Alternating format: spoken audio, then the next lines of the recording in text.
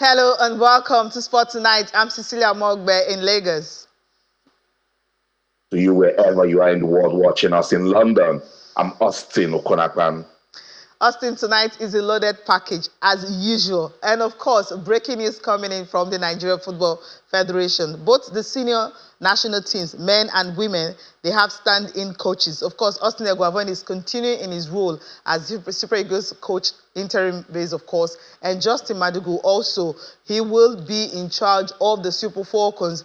You know, the Super Falcons will be playing the Africa Cup of Nations next year in Morocco during summer, but we don't know the programs they will have before that time. But the stand-in coach, following the exit of, Randy Wardrobe, you have Justin Magudu. Remember, he was actually in charge of the team when Randy Wardrobe wasn't around at a time. Also on the program, we will be talking about what happened, the rescheduled games that happened on Wednesday. That's talking about the Rangers and, of course, But we'll talk about these two teams, what happened to them. Rangers, of course, are getting their first win of the season. When we say first win, of course, their opening game was a draw. They played just 2 matches. And also, we will be talking about, yes, the 7-man committee that has been established by the Minister for Sport.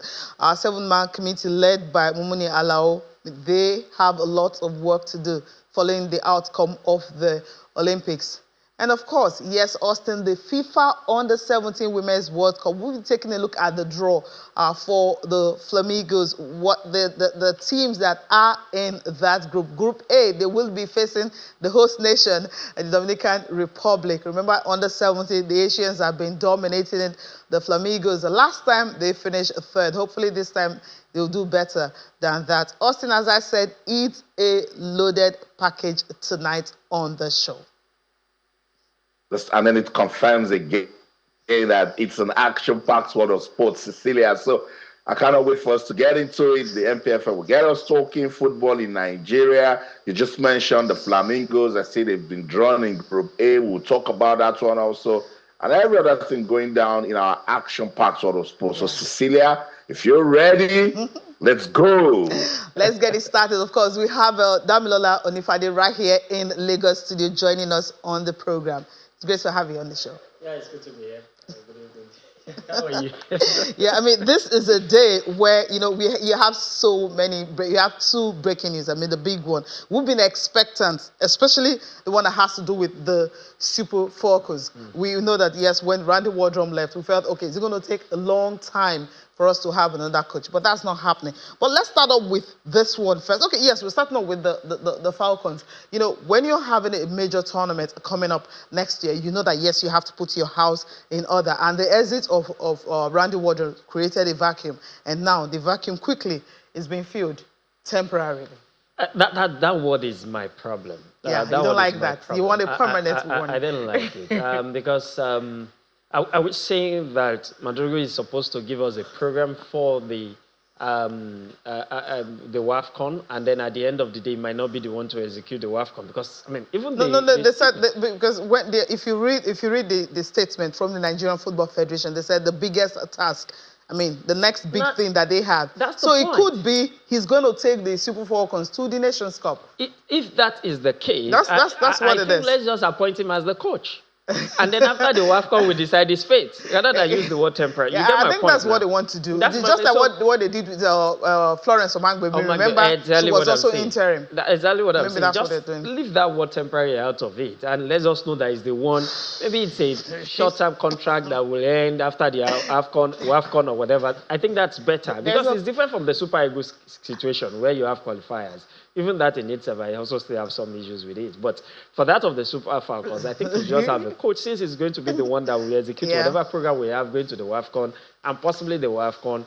Then let him be the coach up to that point, and then we'll review after the WAFCON. I don't think you need to call that temporary. I mean, because it's like 1 year. It doesn't matter. You can have Austin, do you share the view right now? We're talking about the Super Falcons of Nigeria. They have a major tournament. You remember what happened the last one where, well, it was their worst outing ever in the history of the championship. But right now, next year, they have Justin, who was in charge temporarily when Randy Wardrobe wasn't around. But he's going to be in charge again temporarily before a coach is appointed. And Damilola right here is saying, you don't need that. Why not just give him the job?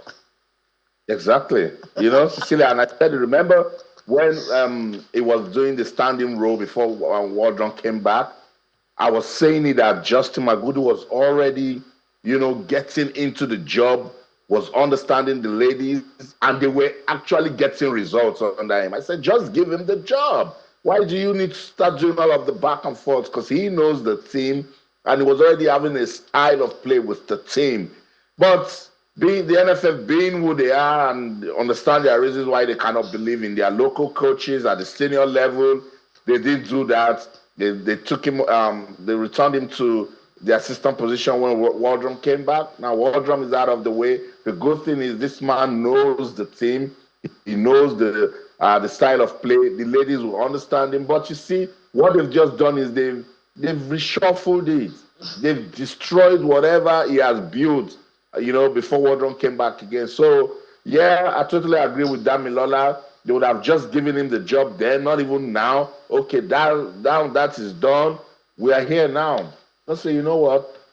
This is your team. We want you to handle this team for 2 years. Let's watch you to see what you can do. What's all this standing stuff? And then when it's standing and something goes wrong, you start saying, "Oh, you gave it to me when the team wasn't in a good shape, or you gave it to me when people don't really understand what sort of control or management I have over the team." So it's shaky. But I like the fact that it's Justin. I like the fact that he's somebody who knows how important it is for the senior women's national team to pick it up against Cecilia. Same thing with Austin Eguavoen. Yeah, I mean, talking about Austin Eguavoen, yes, they've confirmed it that he will be in charge of the team in the games we are playing in October. So it's more like month by month. Maybe in November. We also have games qualifiers in November. Before that, we extend to another one. Yeah, Why Akone was here, former player, was with us on Tuesday, and we talked about this Super Eagles coaching job. Should he just have it on a permanent base, give him time, and then get another technical director, why he will just be in charge? Give him time. We saw what he did at the last Nations Cup. I mean, they had a fantastic tournament, you know, but you didn't have the full complement of the players. And then, of course, we lost the quarterfinal stage to Tunisia. Yes, that was painful, but they played very, very good, purposeful football. We saw that. Honestly, if we have any other option, I probably also will not opt for Austin Eguavoen. But we're in a situation where we don't have any other option. My problem with still putting him in charge temporarily till the games next month is this. For this qualifier, you have 6 games to play. Yes. By the end of October, we'll have played 4 out of the 6. You have 2 now, do you now want to take him out and bring another coach to execute the last 2? By the end of those 2 other games in October, if the result goes our way, we are almost home and dry for the AFCON. Yeah. Now, the best thing is to leave him there. Let him use even the remaining 2 games to keep preparing for the AFCON. By the time you take him out, another person comes in, start all over again. You see, you must get to a point where you allow the man to even know what his assignment is. Yeah. This idea of your assignment is 2 games, then after 2 games, another 2 games. You come back again. That's what you get a lot of instability into. You can't even plan long term for the team. Mm-hmm. I mean, it's just a case of you're taking each game as they come because you are not even sure you're going to be here tomorrow. And that's not good enough for the senior national team. You can't even do that with the junior teams. So I think the NFF needs to sit down. They might have other things they want to do initially, but we're at a point where the games are coming thick and fast, and we need to make a more, even if it's not long-term, or at least mid-term decision, rather than these decisions are too short, in my view, and it's not going to help the teams on the long term. Yeah, he will also be in charge of the Chan Eagles. That's the Africa Nations Championship. He will also be in charge. You know, he has 2 assistants from the league. The coach of Rangers, of course, the coach of Remo Stars. He has those 2 assistants with him. But at least that one is not temporary. It's still, I mean, he's leading them. You think if they bring a foreign coach, they'll give him chance? We've never done that. We've never done that. You always have the assistants taking charge of the Chan team. I think maybe they want to have a comprehensive thing. That's it. I mean, Austin, I get your point about this one. The Eguavoen issue is still with us, and then we are having Justin still with us. Hopefully, NFF can, you know, maybe quickly get a coach or just give these guys the job. 2 years deal, and then we know how to move on. As Damilola said, these coaches may not even they don't even know the terms or the plan for the future, because today you're here, tomorrow you may not be here, because they said depending on when a coach is appointed. Now, we don't even know the program for the Super Falcons, because the next major tournament that is coming up is next year. You're supposed to be having FIFA free window for the women. We haven't utilized any one that happened so far since the Olympics. Even before the Olympics, we've not had any. And now, so we have like a vacuum. There's a space, a big space right now. Are the Falcons going to be like this until the next Nations Cup? Because you now have a standing coach. Maybe he can submit his program and see what they will have before the Nations Cup in Morocco. You see, the big problem I have with this is not even about Justin and Austin Eguavoen. It is the NFL. The way they will operate with them, just knowing that there are people that they just want to use temporarily.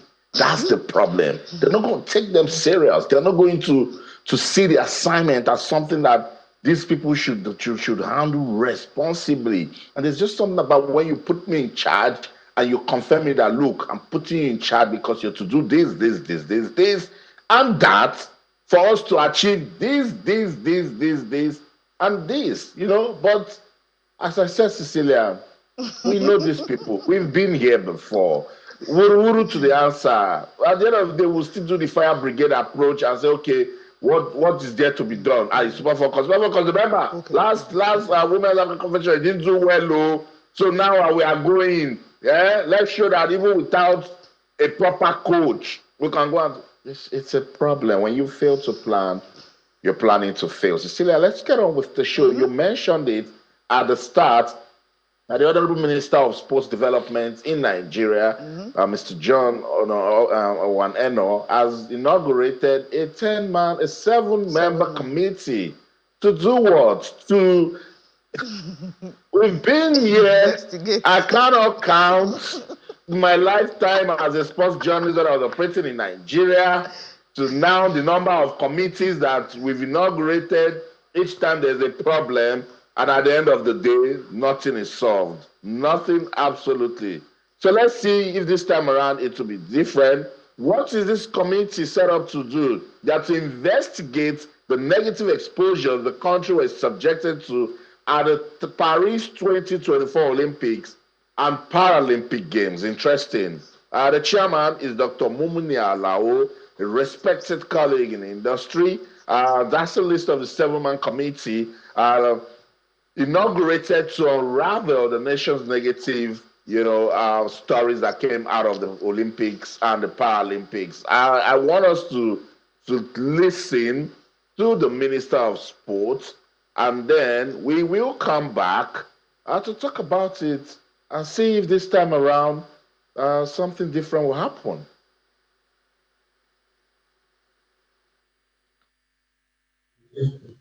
But the negative, exposures and complicity, we gain not lacking. When I say gain, is that our experience in terms of international sporting competitions as a country have been full of a lot of negatives. I mean, it is either that the Nigerian contingent is demonstrating in the streets of the fourth capital about unpaid this, unpaid that. But they are demonstrating that their kids are not benefiting enough. But they are demonstrating that they don't have enough. So they have to wash and wait for them to get very big seats to get one thing to the other. I mean, I'm glad to report that I think for the first time in recent times, these Olympics and Paralympic Games 2024 took place devoid of all such similar negatives. I think that we try to confront head on most of those things that had always happened. We responded to them. And we made analysis with pay even ahead of schedule. And the kids were, they were, competitive compared to other nations' kids. Because we tried, but that didn't stop the negatives from coming, which is this task that the ministry thought that we should draw on you, recall on you, to come to serve. And the ministry could have as well done an in-house team. But I think that some of the matters, they also matters that they also involve the ministry as ministry. So the step we've taken to make this an independent committee and not having or the form within the ministry serving it. It's just so that you can have the independence enough to do this passionate job. So the hope is that responding to them, we'll be able to know what happened, be able to determine whose responsibility it was, to have made sure it didn't happen. We'll be able to guard against future occurrence. And in some case, when we can, we'll be able to take people accountable. Still Honorable Minister of Sports Development, John Owan Eno, while inaugurating the 7-member committee led by, as I mentioned earlier, respected journalist, broadcaster, Dr. Mumini Alao. Cecilia will go through the list of the other members when she goes to the screen. But Damilola Onifade, have you been through this road before?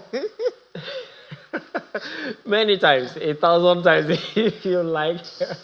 I've always said it that the way we operate sports in Nigeria is like we have a template. Particularly from the angle of the ministry. You appoint a minister of sport, the first place he visits is the National Stadium in Lagos. That's the template. Makes all the promises, and then he visits all the federation, call meetings of all of them, tell them this is what he wants to do. And then you have maybe a Commonwealth Games and Olympics, and then the man comes and he starts talking like you and I, complaining of everything that is wrong, forgetting that that is why he was brought into office, to solve those problems. He start complaining like me. And then the next thing is, okay, we went to this tournament, we noticed some things, we set up a committee. Now, the problem is not that you're setting up committees, and let's be clear.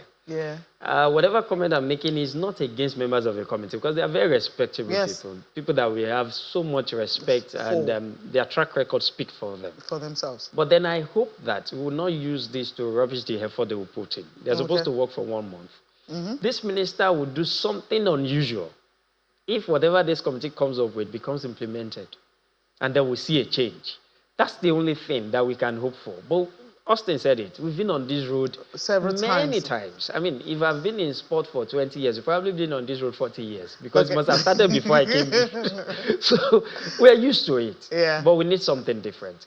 Up to this point, there is nothing different yet. And that's what he needs to do. Okay, I'll just run through the names now, the names of those people, the 7-man committee that he has inaugurated. And of course, we're starting with the chairman himself, Dr. Mumini Alao. He's from the Southwest. They had to pick from different regions of the country. So you have Aliyu Mohammed of Northwest, is also a member of that.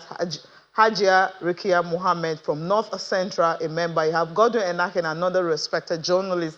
He is also a member of this committee. Dr. Abubakar Ango from Northeast is also a member. Nina Akudo from Southeast, a member. And Barrister Victor Okangbe from South. So he is the secretary to this 7-man committee. So it's the negative exposures that actually happen. And you listened to the minister earlier talking about some of these negative exposure, which we know, if we can just run through them, what they need to do, what they need to come up with. And as we mentioned, the difference will be if it can be implemented 1 month after they've submitted their report. Now, the committee should revisit the issues which exposed the nation inappropriately, including that of Favour Ofili. This was the one that Nigeria was actually trending when Favour Ofili did not compete in the 100 meters. And of course, Ese Okparese of cycling, who had to, of course, the story, she had to get a bicycle from another club to compete for Nigeria. The committee was also mandated to wade into the doping issues surrounding some of the athletes at the Olympics and also Paralympics. Of course, you know the Nigerian boxer, the female boxer who could not compete because of a doping issue. There is also the contract agreement between Actively Black Company and Nigerian Olympic Committee, the code of conduct amongst the Actively Black Company and the Nigerian Olympic Committee. This has to do with, of course, what they will wear. That was also a big issue at the Olympics. You also have the code of conduct amongst Team Nigeria members and so much more. Of course, you have the issue of Olajuwon's daughter, Abiola, talking about Olajuwon's daughter, non-payment. That's also part of it. We need to take a short break. When we come back, we'll listen to the chairman of the committee, Dr. Mumini Alao, talking about what they want to do and the reason why some of them accepted to serve in this committee. If the ministry is also comfortable, the committee will hold the ministry responsible. And for me personally, that was the reason why I accepted to serve in this committee.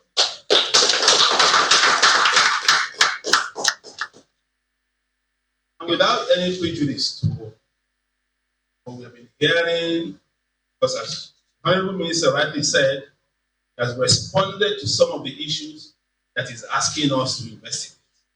But these issues still keep coming back, which means the public is not satisfied with the explanation by the Honorable Minister.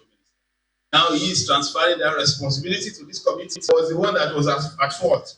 Committee, please tell Nigerians. And that's what we're going to do. So, Honorable Minister, we clearly understand the assignment that you have given us. And you also said in your comments that members of this committee, I say that with all modesty, have names to protect. Have our own names to protect. I speak for myself. I've been in journalism for 36 years, and I'm not about to mess up my name.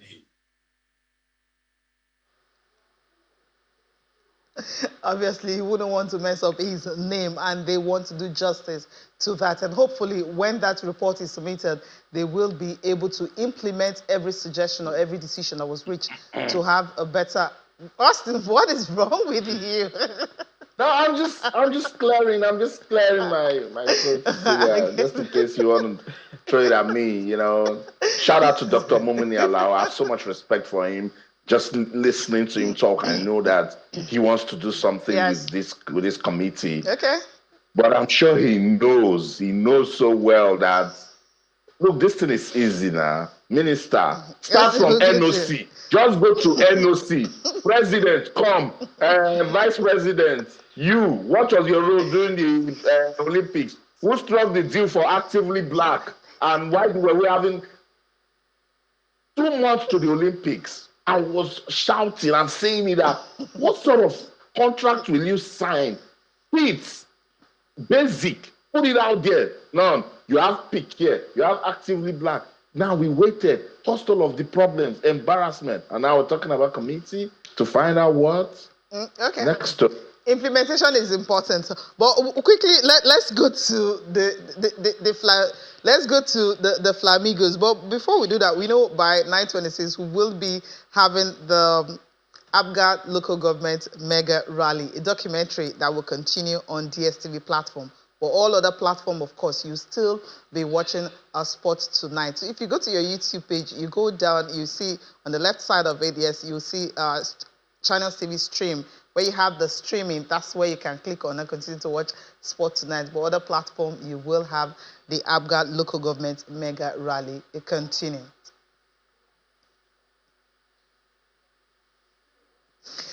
All right, now let's take a look at what the Flamingos will be facing, talking about the FIFA Under-17 Women's World Cup. The teams they will be facing at the group stage. No European nation is in that group.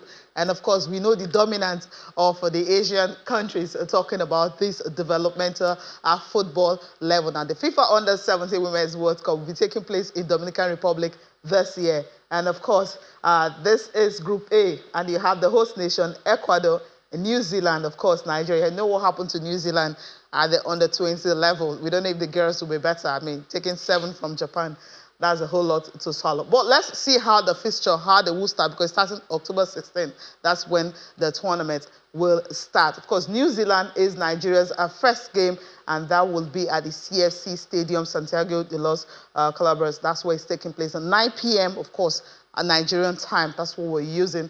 And if you go to the next one, the next game they will be playing is against Ecuador. That's October 19th. Same stadium, same time, 9 p.m. But the final group game against host nation is 12 a.m. That's midnight, and that will happen on the 23rd. And of course, is a different stadium, Estadio Olimpico Feliz Sanchez Santo Dominico. That's where the different stadium, a bigger stadium that where they will be done, where they will be facing, they will be playing the first 2 games. So for the Flamingos, yes, we know the coach. It's a very interesting man. You know, he always talk about the fact that he's developmental and everything. But this time around, they finished third the last time, and you have the same coach, you know, taking them to this one. That continuity is always what we preach. I mean, just have stability. That's what we are happy with the underage tournament. For the women, of course, not for the men. For the women, the stability at the under 17 and under 20 level. And we're hoping that this stability will also continue. With the women. All right. Now, these are the girls who they qualified. They're beating Liberia, qualifying for the World Cup. The joy and happiness they felt. But hey, October is almost here. October is almost there, and to be honest with you, I'm very relaxed when it comes to under 17, under 20 for women. When it comes to the Super Falcons in recent time, even in Africa, there's a bit of palpitation these days. But for the under 17 Flamingos, I think I'm a bit relaxed. The fact that their third game is against the host nation even gives me some comfort, because no matter what you think of Dominican Republic, playing the first game against them will have given you a different opposition entirely. By the time we're playing the third game, there's every chance that we might be through to the next round. Talking about the stability that we've enjoyed, there is also a basis for that stability. I mean, the same coach who came to the last time, they came third. Fantastic performance. Apart from how far we went in that tournament, the story that also must be told is the graduation of certain players from that team to the next phase. And that's what is important, that the players we are taking to this one, we must see players that can move on, that are good enough to move on. I don't care if they lost in the next round after the group stage, honestly, but we must see talent. We must see that there is a future for Nigerian women football. That progression must be there. If we can have that, we have achieved something. For the men, we've won 5 senior World Cups. We've not got into the quarterfinal. 5 under 17. We've not got into the quarterfinal of the senior World Cup. That is not good enough. And so there are 2 things here: progress from this group, and then the talent that is available for us for the next phase of our football is also important. That's really important. Austin, if you take a look at the dominance of the Asia, we talked about Korea. North Korea won it twice. South Korea once, Japan once. Of course, Spain had to break the jinx. They did it in 2018 and 2022. Spain winning it back-to-back. And the Spaniards, we know they couldn't get to the final of the under-20. This might just be another time for them to see it. But is there something really remarkable about the fact that the Germans, we know how the dominance they have in women's football. USA, another team also, they've not been able to win it. So you have Spain and France from Europe, the only countries that have actually, get their hands on the title. It's been 16 years now. I mean, it's crazy. I understand. I understand, Cecilia, but you know why it doesn't bother them? Because 100% they know it is developmental. They will look at one player, say, this is under 17, she's 15 now. In 5 years' time, she'll be 20. So she and her mates should go and win the under 20. That's how they take pressure off it and focus on the development. And that's why you see that at that level, they start busting it till they get to the senior level. But what we do back home is at this level, we put so much pressure.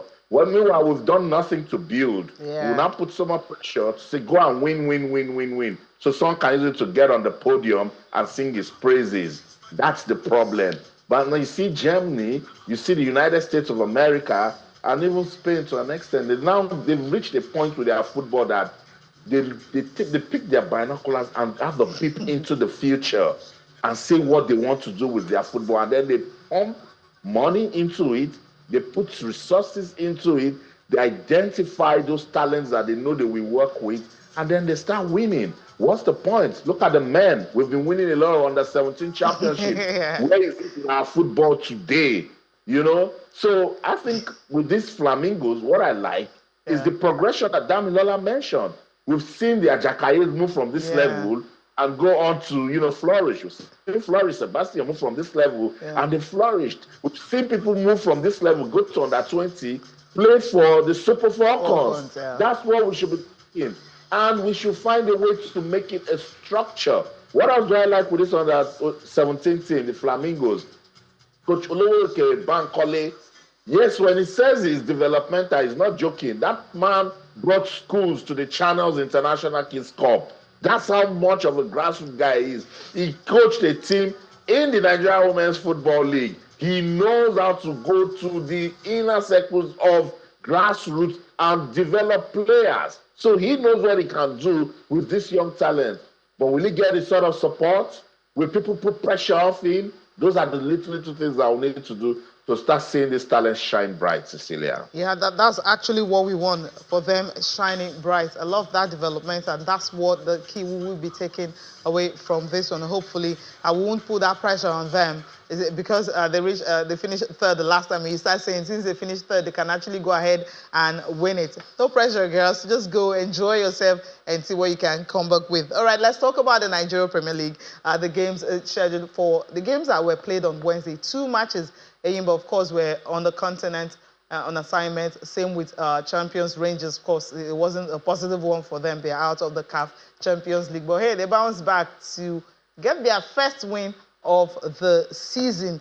And of course, their first win, yes, it's quite funny, but it's just 2 games they played. The first one, opening game against Academy Warriors, was a draw. And of course, the second one now, they were able to beat Ikorodu City by a lone goal. So we'll just run through the results from the rescheduled games. Eyimba and Lobby Stars 2-1, and Ikorodu City and Rangers. Rangers came to Lagos to beat Ikorodu City. Ikorodu City right now, they are at the bottom of the table. That's what it's looking like. Can we just look at that table before we, analyze these games, especially that of Rangers, how they were able to get that lone goal. It was hard fought for them against Ikorodu City. Now, Remo Stars, of course, we mentioned it on Tuesday. They're still top after 3 games. Rivers, of course, the newcomers into this is actually Eyimba. Eyimba right now, from 2 wins that they've had, they've got 6 points because they played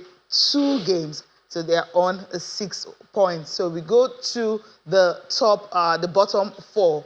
The bottom 4, that's where you have Ikorodu City at the bottom. After 3 matches, they have just 1 point. Of course, Lobby Stars after 3 matches, they've lost 2.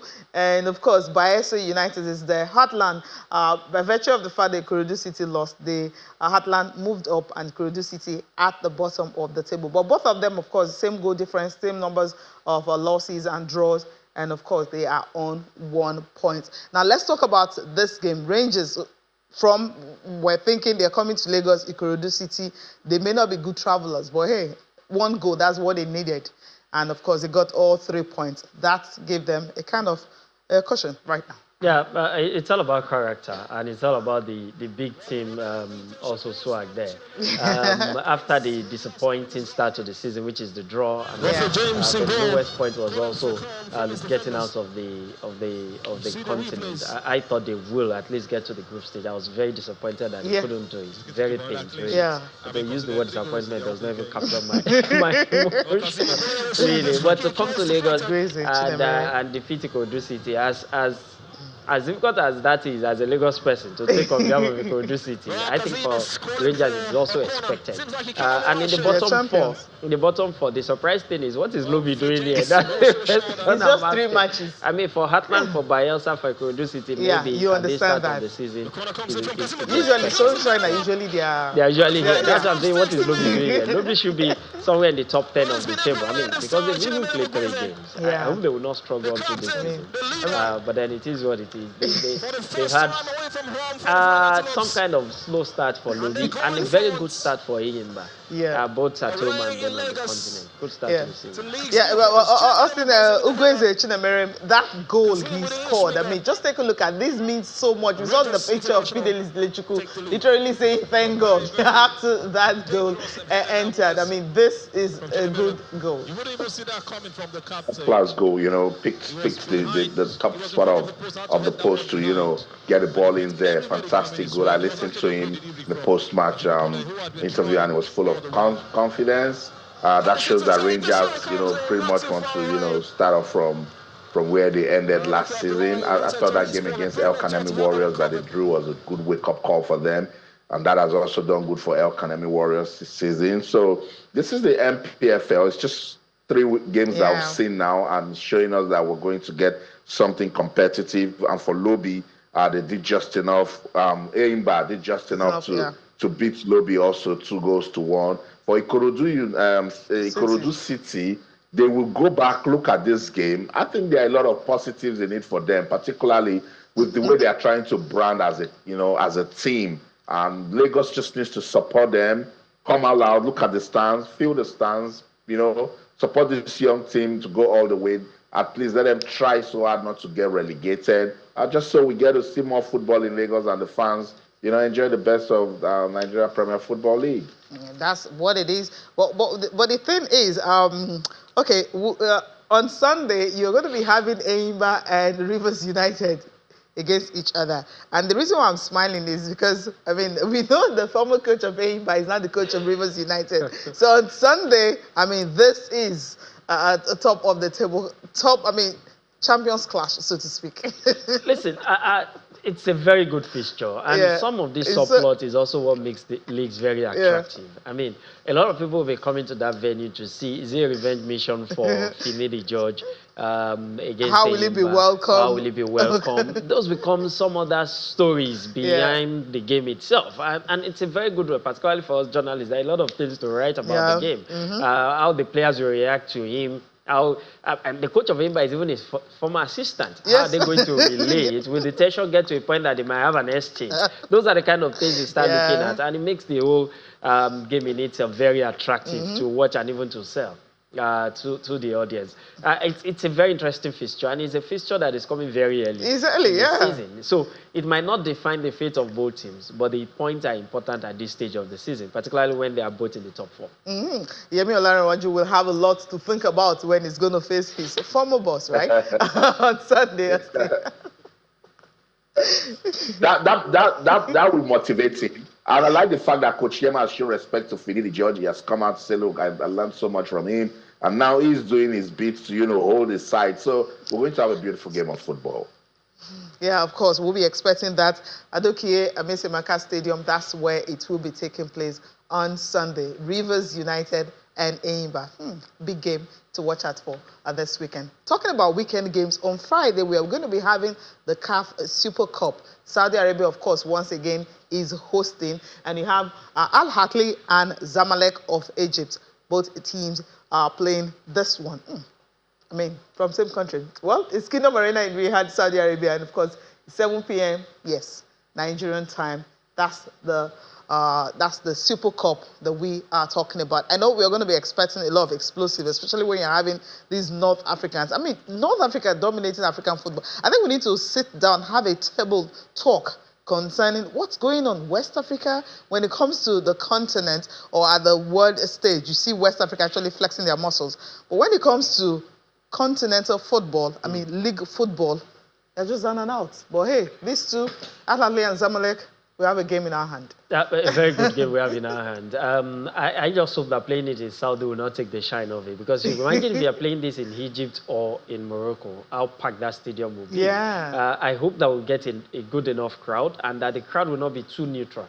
That's my fear, because it will be good for a game like this that you have fans that really identify with the teams. That will be good for the game itself.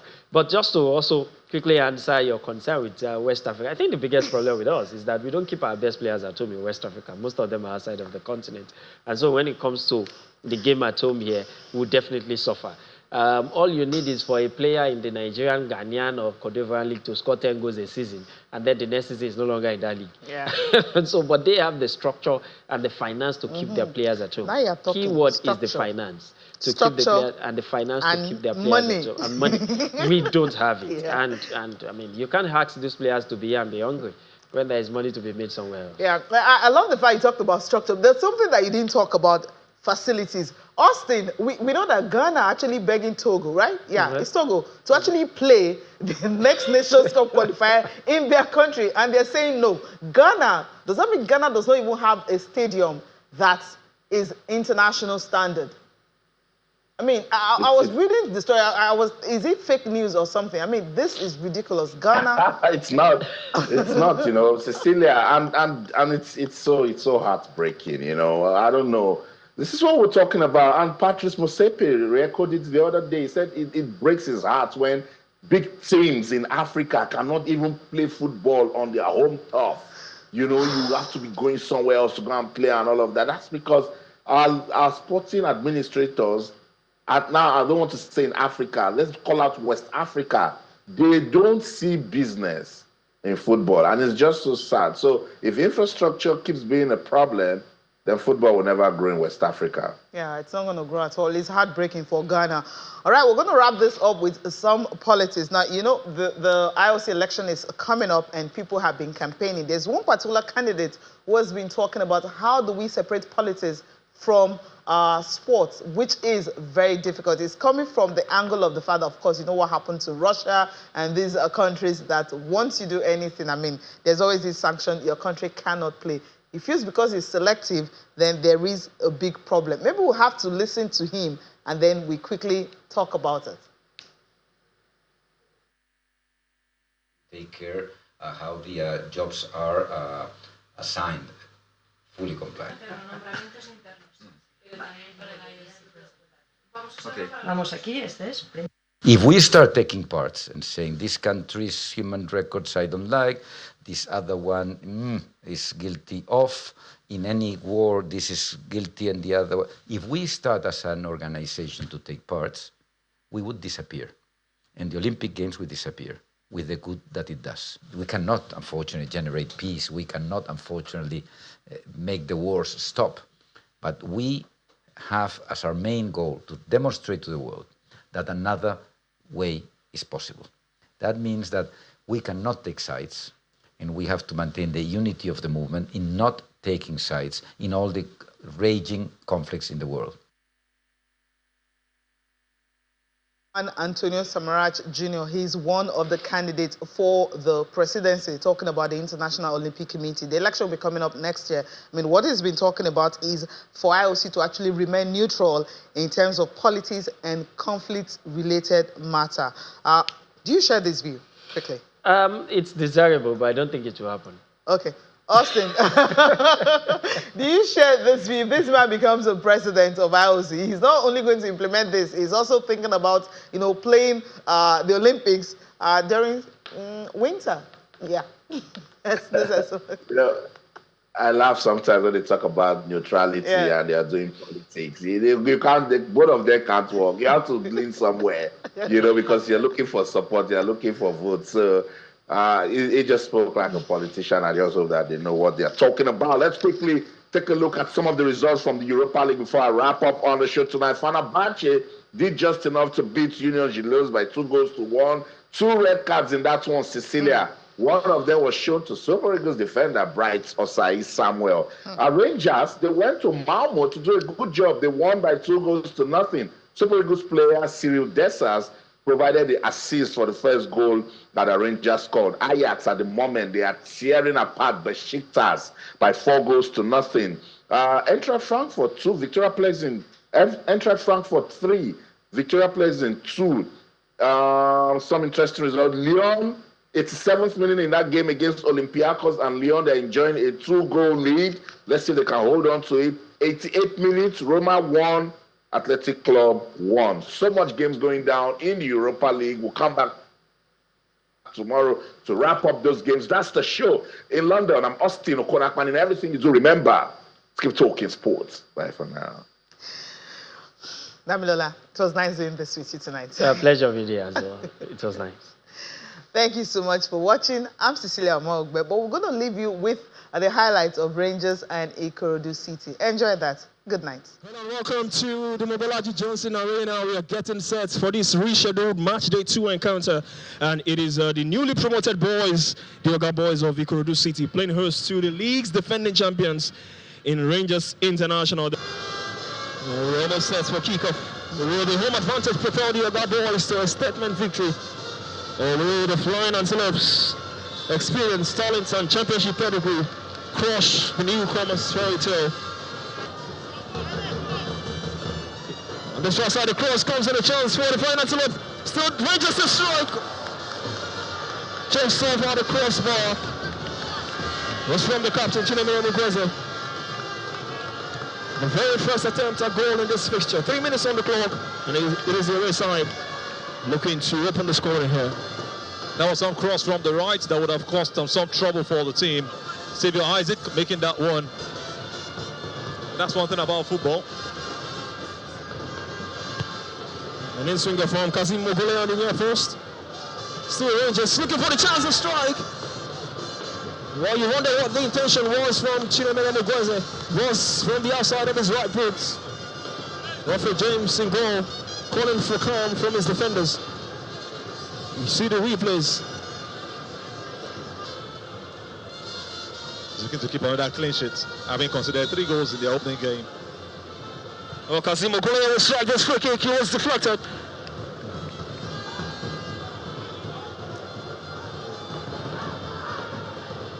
Well, Kazim is calling for a corner. Seems like he came off a white shirt. Well, Fake James was so sure that.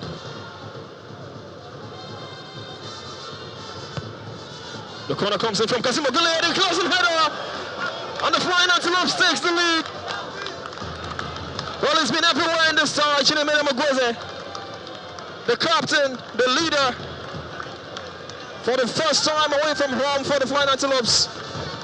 And they go in front, away in Lagos, to league's newcomers. Chinemere Mugweze with the header, Kazim with the in-swinger, and Rangers International take the lead.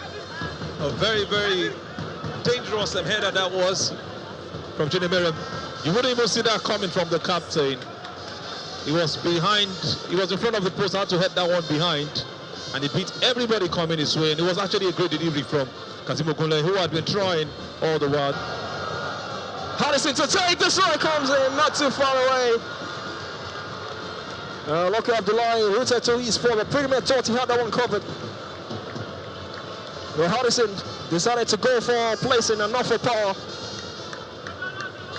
It wasn't a bad free kick. Before he even took the free kick, the fans already stood up and were screaming out loud.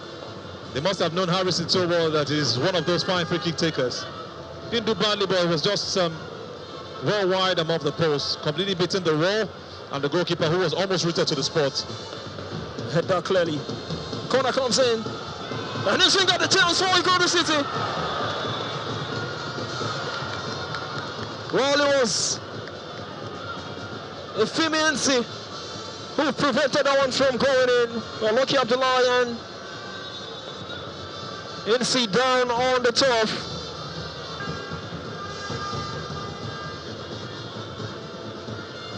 That was some lovely corner. What a great stop that was from Ifemisi. He threw his body on the line. Was Chibike Hevelam, the centre back, who was looking to put that one in the back of the net. Now tossing Oedeko. Back to Kelechi. Harrison was on the now for Ikorodu City. A low cross looking for Ezekiel. Possession back to Ikorodu City. But a strike blocked by Rumiro. Now the cross from Waliu straight into Lucky Abdullah. We've seen a lot of crosses from Waliu on the right hand side. But so far they've not been able to latch on to those danger crosses. Ikorodu City. I think that wasn't the best of it. Cross came off on the rebound. Had his time, looked up. It is the home side who will be making a double substitution. Flying Antelopes also ready in a substitution, but they would need to hold on. Corner has been taken.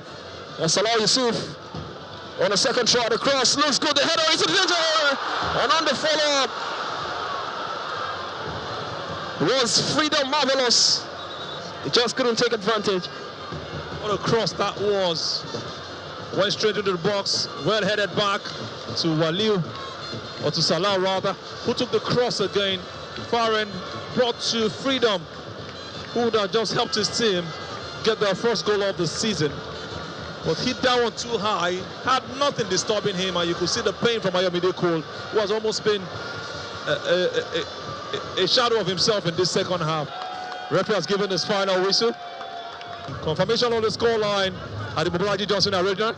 Ikorodu City 0, Rangers International with their first victory, 1.